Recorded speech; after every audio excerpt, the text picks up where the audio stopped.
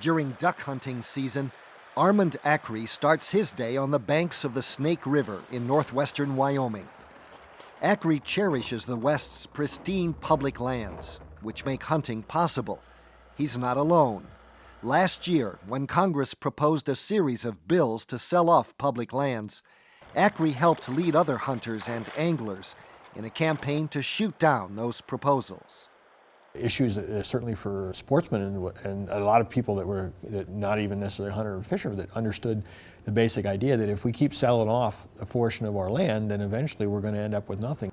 Opposition to the proposed sell-off, combined with concerns about oil and gas drilling on public land, fired up sportsmen across the West, and it swung votes at the polls.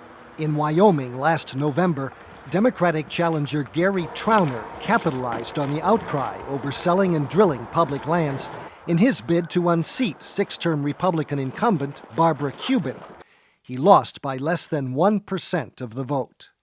I think the message is pretty clear across the West that public lands, open space, recreation, and all the things that you need in order to have that are critical to the people in the Intermountain West. Wyoming native Dustin Child runs a hunting camp in the Wyoming Range, an area prized by hunters and anglers for abundant wildlife and solitude.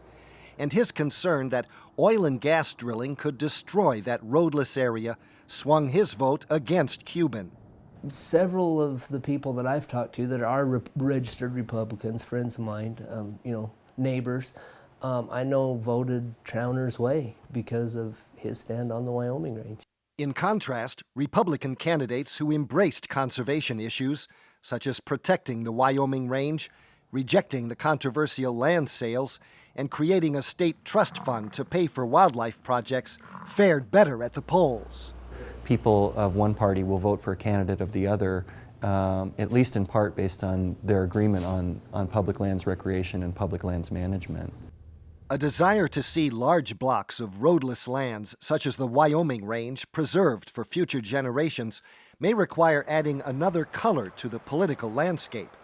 Instead of red state Republican or blue state Democrat, at least some sportsmen appear to favor what they call Rocky Mountain purple.